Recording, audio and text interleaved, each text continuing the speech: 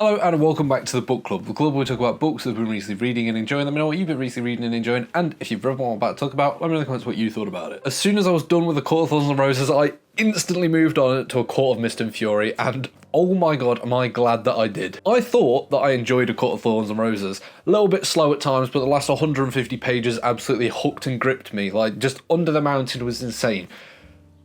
That little section of that last book is this entire book.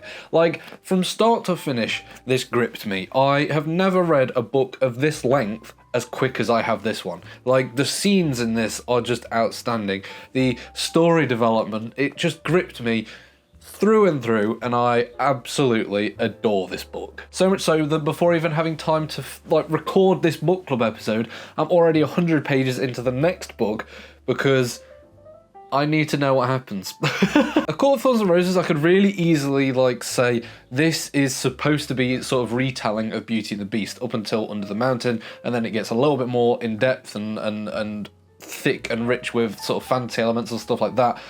This book, I can't compare to anything that I know of. Like, this is outstanding. The downfall of Tamlin is outrageous. Like, that man, I mean, there were hints of red flags in the first book, don't get me wrong. Like, him finally helping Feyre, like, after seeing her under the mountain for so many times and not even flinching, the one and only thing he wants to do is sleep with her. Red flag. And it just continues throughout. Like, just the fact of he just essentially traps her. He imprisons her out of fear of losing her again. And what a bastard. Like, I felt not sorry for him, but I thought, you're a dick, but you were only trying to do right in the beginning.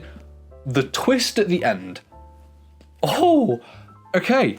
No more sympathy for Tamlin. He is a bastard. The fact that he sold out the Night Court and essentially all of Perithian just to get Feyre back is outrageous. Like, the fact he works with the Highburn King to get Feyre back is just, honestly, I was like, what? What do you mean? That courtroom scene was just one of the most brilliant scenes that I've read. Like, the tension of it, the fact that Feyre's sisters get pulled into the situation. You have the Night Court members just suffering on the floor, which, by the way, what an absolutely brilliant addition to the story. Like, in the first book, it was essentially Feyre, Lucian, Tamlin. They were the only characters. Sure, there's little side characters and stuff, but that was essentially it. This one was so much fun to read because you had all the court members. You had Rhysand, and then you also had all his, essentially disciples, but they're the friends and family, essentially, at the same time, and they all bring different elements, different powers, and the strengths and weaknesses. And that was a really fun element to have, and a really great way of sort of just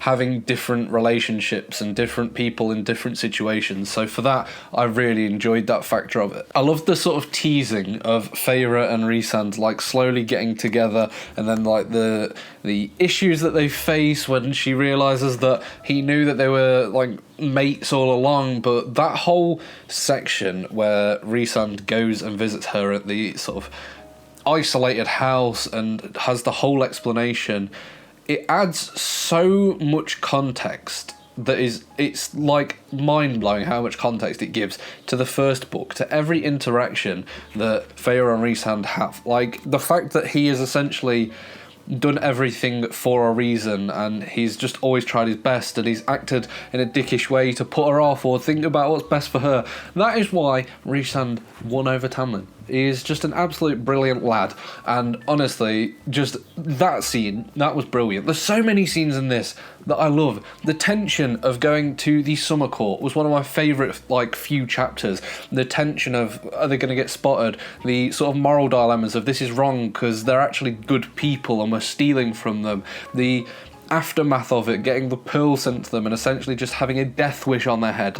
That was brilliant. The scenes where Feyre was winnowing around and literally murdering people, left, right and centre. The scene when Rhysand gets shot out of the sky and she just goes on an absolute mad one, just winnowing back and forth around each people. I love the way that Sarah J. Maas writes these scenes because they're not overly slow, they are quick, and the action just comes and hits you just straight there and then. And you get everything you need without it being overly developed and things like that. I love the way she writes. I think it's simplistic enough to understand it, but this one definitely delved more into the fantasy realms than the Court of Thorns and Roses. Are there some writing tropes that Sarah J Maas falls into that I don't like? I'm not gonna lie, yes. The way that she just says I showed a vulgar hand gesture a lot of the time, or refers to Rhys as mate after they find out that they're mates, I wasn't a massive fan of that. I didn't love that writing choice, but at the same time, I can overlook it for the absolute brilliance that is the story and the characters, because the characters are what makes this story. Like, it's not hundreds and hundreds of storylines and relationships to follow. It's a set amount of people who you know and love and all have specific characteristics and looks about them, and that is what makes this book, I believe. That is what makes you want to carry on reading, because you need to know what happens to these characters.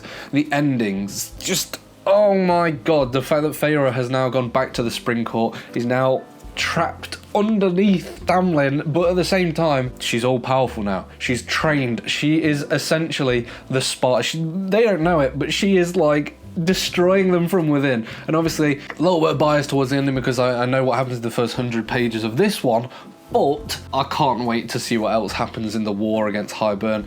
The fact that they're sort of starting to leak in through the Spring Court, the fact that the attack on the Night Court. Oh my god, that scene, I was gripped to the pages. Like, that was insane. The fact that they were dropping the Accor, or whatever it's called, into the world, and it was just creating this massacre around this city that is vibrant and brilliant and beautiful. Like, that was an awful scene. The horror of dropping the young queen or princess, whatever it was, the human one, dropping them onto a spike and just seeing her body just slide down it. What? That's what's great about this. Even though it has a lot of fantasy romance elements, it also is not afraid to get gory, to have action fight scenes, and that's why I really enjoy this book. But anyway, let me know, have you read A Court of Mist and Fury? And I will see you next time on the book club when I've read this one.